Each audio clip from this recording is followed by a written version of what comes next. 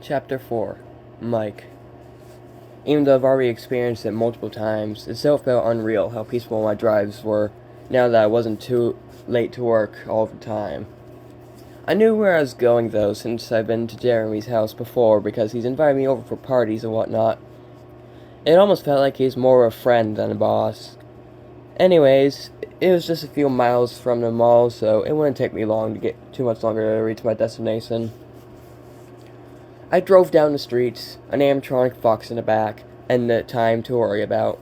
Sarah had to be at science fair by 5:30, so she'd have plenty of time to set up before people arrive. Luckily, I was able to make it to the house in a timely manner, which left plenty of time to spare for getting to school, which wasn't too far from Freddy's either. I got out of my car and went up to the door, ringing the doorbell. It wouldn't be too long after that. That Sarah would show up, ready to go. Dad called me and said you were going to bring me to the science fair for me, Sarah exclaimed with excitement. Well, good to know. Hop in the back and I'll take you to your school in a jiffy. I motioned for her to follow me as I walked back to my car. She followed behind and opened the back door and as I got into the driver's seat. I looked back and saw Sarah standing outside the car. I couldn't tell if she was shocked or scared by what she was looking at, but she was looking directly at Foxy. Oh yeah, that's going to be a science project, by the way. Your dad requested it. Sarah eventually got in the car next to the animatronic, and we were soon on our way to the school. So, how have you been since we last saw each other? I asked as we turned the corner. I've been good. I could tell Sarah was still slightly nervous about the animatronic, but she still seemed amazed by it at the same time. That's good. How's school going for you? Grades good? Yeah, I've got the highest grade in my class. That's great. The complete opposite of me when I was younger. I chuckled a bit. My grades were never that great in school. I never really cared about school when I was younger. I just beat a typical 80s high school bully. We drove down the silent roads as the trip went on. Luckily, the school wasn't too far away now since it was almost 5:30. I was curious as to what else the other kids had for their science fair projects. I was not expecting much besides some baking soda, volcano, or something to do with electricity. With Foxy, we're sure to win this competition. Hopefully, I could get him to activate too, so I could show off his performance skills. We pulled into the parking lot of the Hurricane High School, and we got out of the car. Okay, could you please go inside and get stuff ready? I'll take the robot and bring it in, I asked as I opened the trunk to grab the dolly. Okay, Sarah ran off into the building to get stuff ready, as I went around to the car door where Foxy laid behind. I opened it and started the hard process of removing Fox and putting it in a dolly. I decided the best way to do this was lay him down across the seats and stretch him out his legs so that it would be standing. After I did that, I dragged it out and stood up onto the dolly, getting ready to bring it in. As I pushed it inside, I could see the stares of other parents as they watched me push an animatronic into the school building. I couldn't tell if they were impressed or nervous about it. It didn't take me long to find a spot where Sarah was put as she stood next to a stage in the gymnasium-looking room. That was relatively perfect for Foxy since he's normally on a stage anyways. I pushed the dolly onto the stage, which hopefully had a ramp so I wouldn't have to struggle getting him up and down. I set down the dolly and slid it out from under the animatronic, then cared to stand on its own. Hey there, Sarah, a voice began. I looked at it, and it appeared to be one of the teachers running the event. It appears you found something for your project. That's great. Yeah, my dad's friend here helped me get it, Sarah's responded to the teacher. Well, I can't wait to see what it does. The teacher began walking off towards the other students and parents, probably to say hi and check in on them. In the meantime, I made sure that nothing was cut or rotted away in the animatronic, so nothing goes wrong when I try to activate it, if I am allowed to. I looked around the room while I was on stage. My theories were right. Everyone just had baking soda, volcanoes, light bulbs powered by RAM stuff, and other things I couldn't really make out from here, but I'm sure it's all semi-interesting. Well, not as interesting as a robot from a children's pizza joint, but these are just high schoolers doing their best. A few moments went by as parents and adults started arriving and checking out every experiment, and when some parents got to Sarah's spot, they would say that they remember seeing Foxy in the old Phrase location, and some said he is their favorite too. I never thought I'd relate to anyone else more than I have tonight. It wasn't until 6 that the judges would come in and start judging stuff. They went around with clipboards and pencils, probably writing down scores for how impressive each project was. I had a feeling most of the scores would be around the same, but I could also just be biased since we have a literal animatronic in the room. "Good evening, miss," one judge began as they approached us. "And what do you have here?" "This is a robot made for entertaining people. This specific animatronic was made for the Freddy Fazbear's Pizza location to open in 1986. Sarah began listening to information I told her about Freddy's while we were still in the car. "That's wonderful. Could we see it in action?" The judges asked. Now is the time we were waiting for. And the time I was excited for as well. I hooked up the animatronic to one of the outlets on stage and hooked up the speakers as well as one of the show tapes. The fox would stay still until I flicked the switch that was hooked up to the main systems. I flicked the switch and suddenly a pre-recorded voice spoke through the speakers. "Ladies and gentlemen, boys and girls, get ready to sail on over to Pirate's Cove as Foxy the Pirate Fox is about to put on a show." The voice got the attention of practically everyone in the room as the voice bounced off the walls of the gym, silencing everyone else as it did. As practically everyone's eyes were on the animatronic, it sprang to life with a jolt. The animatronic started to swivel its torso around as if it was looking around and speaking out pre-recorded lines. "Aye, it seems like Freddy and the team have left the stage. That means I have it all to myself."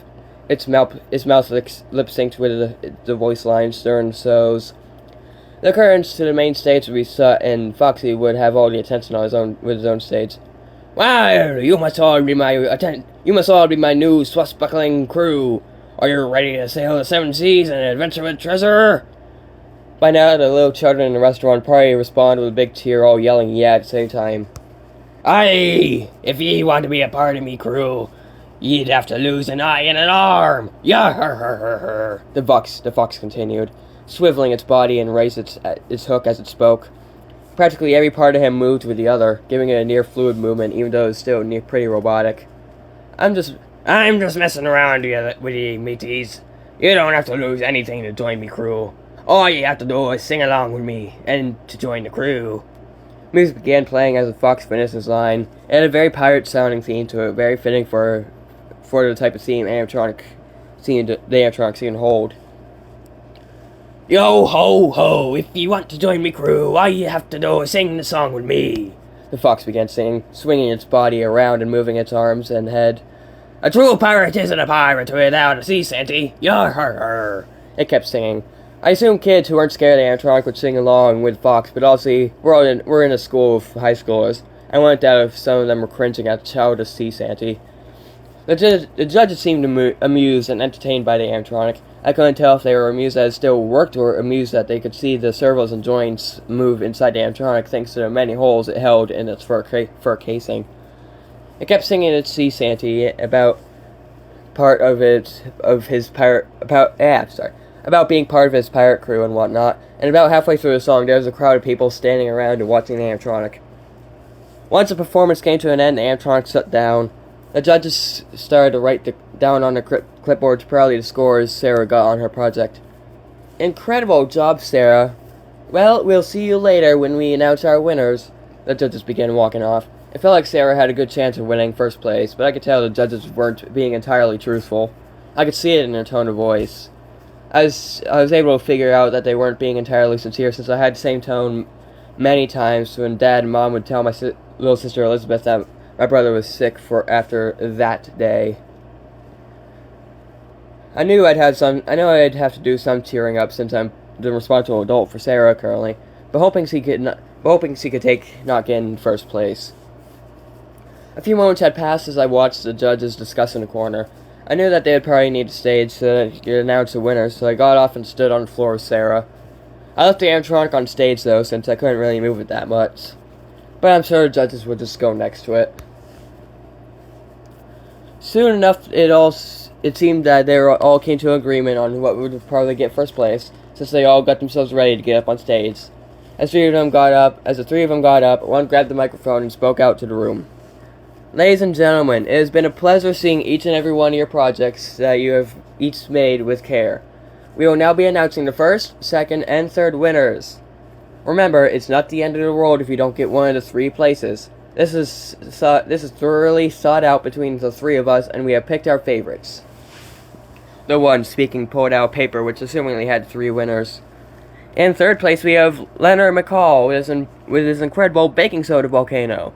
It may be a popular one, but his addition of an entire town to show how much damage can be done really made his one more unique. To be fair, his project was pretty unique, but it wasn't as unique as Foxy was. Next up in second place, we have Kylie Bree, who knew hamsters would be a good source of entertainment and power. I think I caught a glimpse of that project at one point. Honestly, wouldn't use a hamster to just run on a wheel and use it for power, but to each their own, I guess. And now, before we announce our first place winner, we want to give an honorable mention to Sarah Fitzgerald. Her project was amazing to watch in action, but unfortunately, she was cut short by our first place winner. I was shocked that Sarah only got an honorable mention. She didn't seem too upset about it, though, which was a relief for me.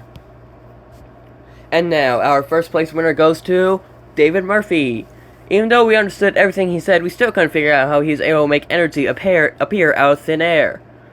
Now I see how that would outbeat an animatronic. I still wish Sarah would have gotten the first place prize, but it's not up to us, now is it? We thank you for coming to the Science Fair project and for all the amazing projects that were presented here. We hope you all have a great night. The judges got off stage as the audience was clapping. It wasn't long before everyone would start packing up their things, so I told Sarah to start taking her stuff. I decided to go and talk to the judges to ask them why Sarah didn't get first or even second place. I approached the judges, who are thankfully still here. They were picking up their bags and stuff as I got close enough for a conversation. Hey there, may I ask a quick question before you go? They looked my way as I got closer. One of the judges spoke up with a bit of a smile. Yeah, sir, what's on your mind? I'm not one of those people who would demand that their child gets first place or something, but I'm just curious. What made it so that Sarah didn't get on the podium? The judge looked at me, not really wanting to say anything, but she had to know. She would have gone first, which is why she was an honorable mention, but one of the rules for Science Fair was that if you wanted a chance to get first place, it had to be a project made by you. Sarah did not make the robot, so she's unfortunately disqualified from getting on the podium. I thought the reason was kind of stupid, but also understandable at the same time. Oh, alright, thanks for clarification. I was about to head off, and I saw the face of the male judge. He looked unsettled, near scared. Are you okay, sir? I asked him with a slight raise of an arm. He pointed behind me. Did you leave it plugged in? I was curious as to what he was talking about. I knew he was talking about the animatronic, but I wondered what he meant by that question. It was then I decided to turn around. I stared at it as much as it stared back. The eyes kept the same dead-eye stare that it had for a while, but it felt like it was staring into my soul. The animatronic had somehow turned itself to look directly at us. Oh, I guess it did. I'm sorry about that. I knew he was still plugged in, but I didn't think it could move on its own like that. Not without some kind of thing to motivate it to move. It's strange how it turned to specifically face us, but I guess animatronics kind of do that on accident sometimes. Okay, good. I just saw it turn slightly in the corner of my eye, and I didn't know if something was wrong with it. Well, have a good day, everyone, I said as I started walking back towards the animatronic. Even after the judges walked away, the animatronic kept staring in the same spot, so maybe it was just a coincidence. I unplugged the animatronic and took the speaker out to my car. I came back and grabbed the dolly that I left inside and pushed it under the Fox again. Luckily, the ramp was there, so it wasn't a nightmare to get it off the stage. I just had to worry about lifting it up when I returned to Freddy's. I brought the Fox back out to the car where Sarah was already waiting for me. I carefully put it into the same sitting position I put him in before. And pushed him into the seat. Alright, Sarah, hop in. Let's get you home. I sat down in the driver's seat and buckled up as Sarah sat in the back next to the animatronic again. I drove Sarah home and dropped her off outside her home and waited until she went inside before driving away. I just had to bring Foxy back to Freddy's. I set him up again, and set him up again. And then I'll go home, relax a bit, and then head to Freddy's again to start my shift. The roads were getting darker since it was only 7 p.m., but that obviously wouldn't stop me. I had a Fox spring back to its rightful home. I crept down the twists and turns that I basically had gotten used to now, and kept driving until I saw the building again. Pulling into the parking lot, I parked my car, got out, opened the trunk. The first thing was to grab a speaker and show tape so I could put them back where they came from. Well, I got them for backstage, but still. I rinsed and repeated with the animatronic, standing it up, putting it on a dolly, and put it aside. Getting up the stairs to the stage was a bit of a struggle, but I eventually got it back up. Soon enough, the Fox animatronic was back at home in the same spot it was when I took it. I locked up the restaurant and headed home for a quick nap. My shift was only 5 hours away, so I have plenty of time. When I made it back home, I dropped off my stuff and laid in my bed. The Fazbear Plus was still sitting, slumped over on myself. It felt like there was a presence from it, but I could tell, but it could just be that it was something I've known for so long that it felt like something else completely. I just ignored the Plus for now and tried to drift off into sleep once more. Chapter 5. Fritz. That was the most amount of stuff I've done in a while. I haven't actually left this building in years. It felt unfair, though. That little girl, she had big dreams. I could see it in her face. I had big dreams once. All of them were shut down years ago. I didn't want her to have her dreams crushed ever again. I had to do something newsworthy to teach him a lesson. Luckily, I remembered the way to the school. I took one step after another, opening my curtains and making my way towards the entrance. I tried turning the door with my left hand, but it wouldn't budge. I didn't have all night for this, so I had to resort to higher measures. I took my right hand and broke the lock. The door opened smoothly after that, and I left the building once more, this time on my own. Since I didn't really want to startle anyone, I kept to the shadows of the forest. Luckily, it was dark out, so that gave me extra cover. I remember walking this path a long time ago. I used to go to Freddy Fazbear's Pizza every day after school, even during the summer. It was close enough and cheap enough that my parents would basically eat there if we didn't have anything at home that we wanted to eat. Just a little bit longer and I'll be there as the school started coming to view. Some of the lights are on, so there's at least one person there. One was all that was needed to make a ruckus. I approached the building's front doors and opened them with ease. Interesting how they weren't locked up yet, but I guess with someone still inside it made some sense. Now I just had to find them. The floors look clean. Must be the janitor walking around. Some lights are off in the halls, which would be good for hiding, but the janitor could be done in those areas, so I never get to them. I followed the lit hallways until I heard some noises. A mop on the floor and steps. I looked around the corner and saw the janitor from the back. His posture told me that he was tired. He silently mopped the floor with headphones on, listening to whatever music he enjoyed. The music is a perfect distraction, so he can't hear me coming up behind him. The lights flickered in the halls, and that got the janitor's attention. He looked up at the lights, probably thinking the one above him was dying. But then he turned around and realized all of them were flickering. He looked towards the end of the hall where I was and looked confused. I guess he saw me for a quick second, but couldn't tell if he was hallucinating or not. That's when I decided to start my move. A white dot started glowing from my pupils as I started singing in a distorted pirate shanty. I saw a fear grow in the man. He dropped the mop and attempted to start backing up. For each step he took back, I took one forward. Eventually, he began running after I finished my little tune. I watched him run off for a little before I began walking after him. I stopped and looked around the corner where he went. I didn't see him in sight. What a fast little bugger. He must have hid into one of the classrooms. I walked on until I got to near one of the open classroom doors. Most of them were closed, so it was easy to tell where he ran to. I opened the door a bit more and looked inside. There wasn't much to hide in the classroom besides our desks who were behind the door. I was a troublesome kid. Sometimes I try and I stay overnight at school without knowing the teacher stayed for a while. I know every hiding spot as I've tried them all. It didn't take long before I saw him. He hid under the teacher's desk, but his foot gave him away. I started making my way over to him when he heard my footsteps and he ran out of the room. He wasn't going without a fight, and neither was I. After I walked out of the room, I saw him running down the hall. I sang one last part of the pirate tune and started running after him. Unfortunately, he wasn't much quicker than me. I caught up to him and tripped him to the floor. I began clawing at the skin and using my jaw to bite into his arm. He kept trying to hit back, but I wouldn't flinch as I kept mauling him to death. I sliced and cut his torso with my hook, and as I held onto his other free arm. He screamed and yelled as much as possible, but it was useless. I pulled final blow by taking my hook and jamming it into his skull. Without a single thought, I started pulling down. Sure enough, it started splitting. He was already dead the moment I started splitting his skull, but I kept going anyways. I wanted to make sure that these people would know to fear whatever caused this. I got down to his chin and decided to pull my hook out of the now ripped open skull. It truly was a gruesome sight, seeing his brain spill out along with blood dripping everywhere.